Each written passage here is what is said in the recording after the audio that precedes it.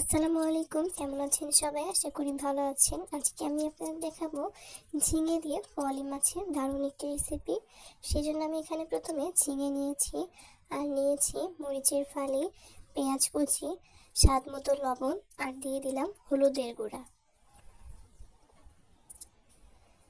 আর সাথে নিয়ে দিচ্ছি মরিচের গুঁড়া, আর দিয়ে দেব ধনিয়া গুঁড়া। আজকের এই রেসিপিটা আমি হাতে মেখে তৈরি করব। হাতে মেখে রান্না করলে খেতে ভালো লাগে। এখন আমি এখানে দিয়ে দিচ্ছি পরিমাণ মতো সয়াবিন তেল,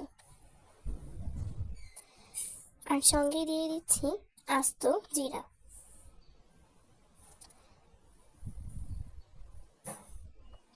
এখন আমি হাত দিয়ে ভালোভাবে নেড়েচেড়ে মাখিয়ে নিব।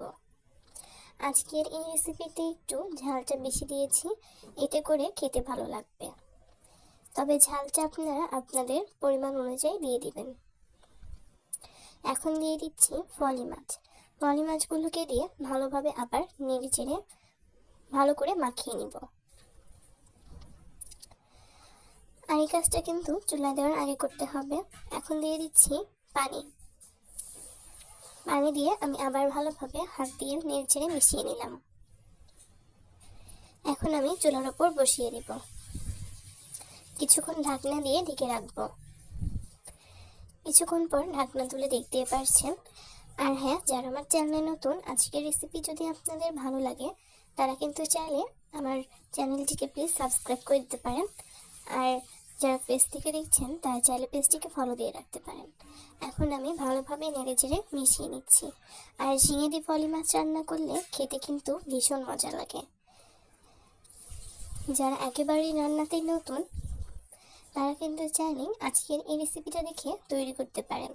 কোনো প্রকার ঝামেলা ছাড়াই খুব সহজে এই রেসিপিটা তৈরি হয়ে যায়। খেতে কিন্তু ভীষণ মজা লাগে। এখন আমি আবার কিছুক্ষণের জন্য ঢাকনা দিয়ে ঢেকে রান্না করে নিব। কিছুক্ষণ পর ঢাকনা তুলে দেখতেই পারছেন কত সুন্দর হয়েছে কালারটা, আর ঝোলটাও কিন্তু অনেকটা কমে এসেছে। এখন আমি আবার ভালোভাবে নেড়েচেড়ে কিছুক্ষণ ধরে রান্না করে নিচ্ছি।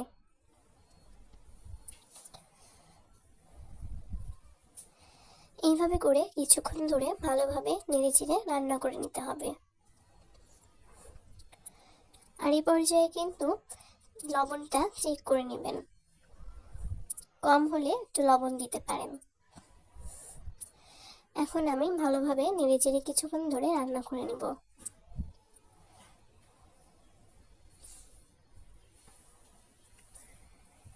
আজকের এই রেসিপিতে যদি আপনারা এইভাবে ফল মাছ রান্না করেন খেতে কিন্তু ভীষণ মজা লাগবে। এই রেসিপিটা কম বেশি সবাই অনেক বেশি পছন্দ করবে।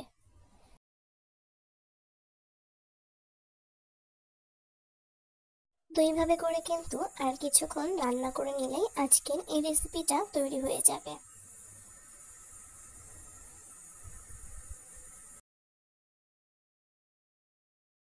তো এই তো রান্নাটা কিন্তু প্রায় শেষের দিকে, আর কিছুক্ষণ রান্না করেই আমি নামিয়ে নিব। কার কার আজকের এই সহজ রেসিপিটা ভালো লেগেছে অবশ্যই কমেন্ট করে জানাবেন। আশা করব এই সহজ রেসিপিটা আপনাদের অনেক বেশি ভালো লেগেছে।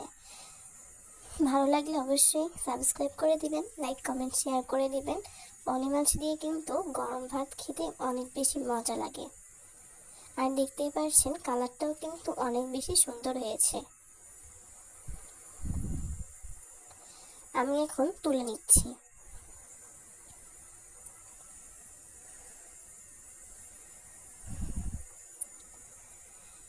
শীতের দিনে কিন্তু এই রেসিপিটা খেতে ভীষণ মজা লাগে। এই রেসিপিটা কম বেশি অনেকেই পছন্দ করবে। নতুন কোনো ভিডিওতে নতুন কোনো রেসিপি নিয়ে হাজির হয়ে যাব। সে পর্যন্ত সবাই অনেক বেশি ভালো থাকবেন। আল্লাহ হাফেজ।